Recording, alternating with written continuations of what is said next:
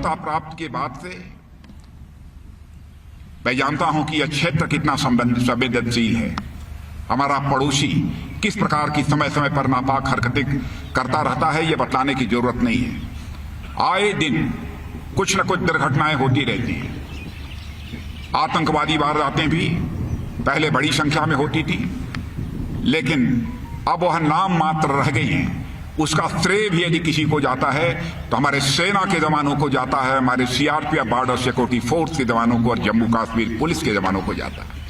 सबको मैं इसके लिए बहुत ही बधाई देना चाहता हूं। पाकिस्तान बराबर bleed India with thousands of cuts के साथ हर समय यह कोशिश करता है कि भारत सदैव परेशान रहे, लेकिन आप सब इस देश की ऐसी फेंसिंग वायर हैं कि जिसके कट का प्रयास करने वाले खुद ही ब्रीडिंग के शिकार हो जाते हैं और आपकी मुस्तैदी से उसके अपने कट के प्रयास का खुद ही खामियाजा हमारे पड़ोसी को भुगतना पड़ता है।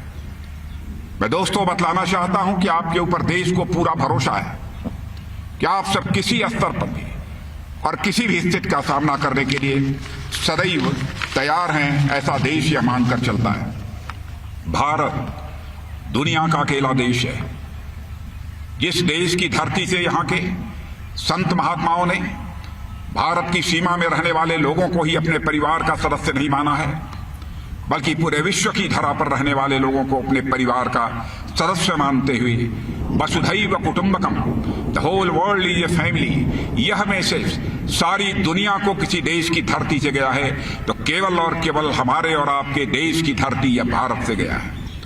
स्वदेशो लोकत्रयम, यह हमारे देश के ऋषि और मनीषियों ने कहा है, यानी केवल धरती ही नहीं बल्कि तीनों लोग हमारे परिवार हैं।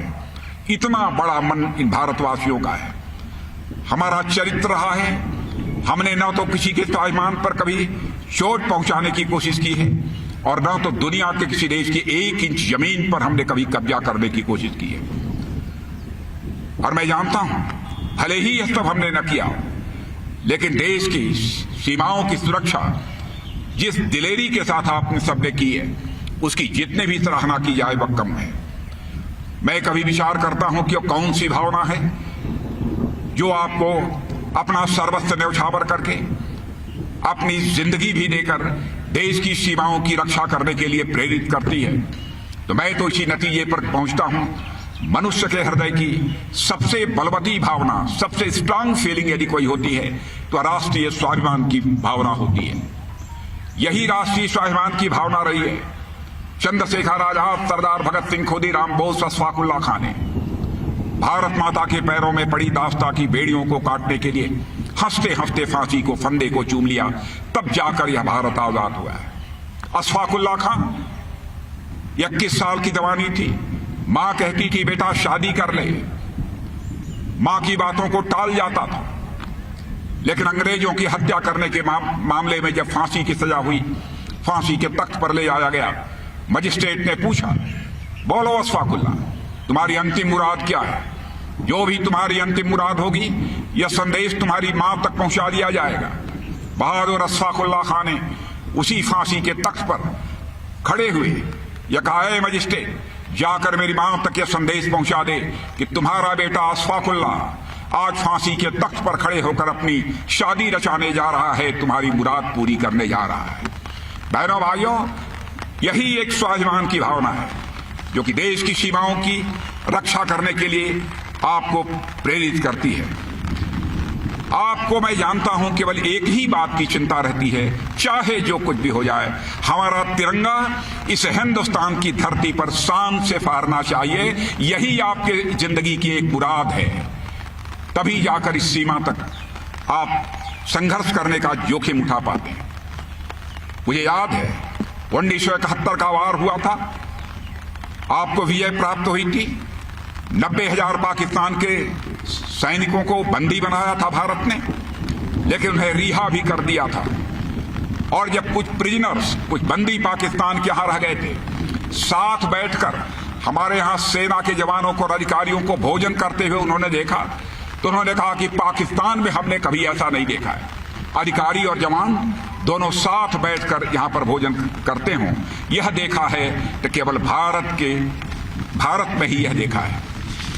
इस प्रकार का सम्मान हमारे पड़ोसी देश के जवानों को नहीं प्राप्त होता है। बहनों भाइयों, हम भी यदि भोजन करेंगे, नीचे बैठकर यदि भोजन करेगा तो देश का रक्षा मंत्री और देश का प्रधानमंत्री अपने जवानों के साथ बैठकर भोजन करेगा, अलग बैठकर वह भोजन नहीं करेगा।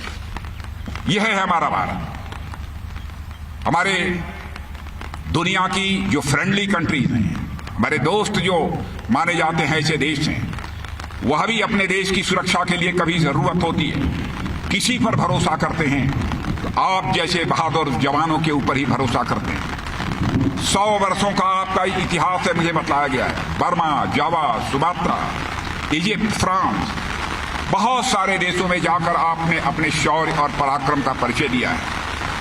आप तो दुश्मनों से हमारी मातृभूमि की रक्षा करते हैं।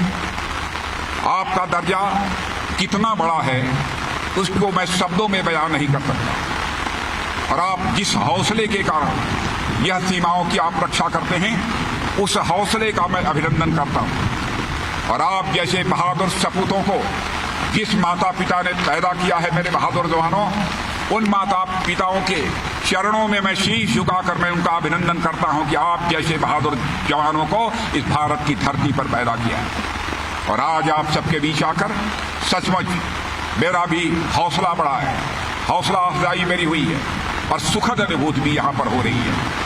इन्हीं शब्दों के साथ मैं पुनः एक बार आप सभी को अपनी शुभकामनाएं देते हुए और आपके माता पिता और सभी परिवार के सदस्यों का अभिनंदन करते हुए उनको भी अपनी शुभकामनाएं देते हुए अपना निवेदन समाप्त करता हूं। आप सबको बहुत बहुत धन्यवाद। बोलिए भारत माता की, भारत माता की, भारत माता की।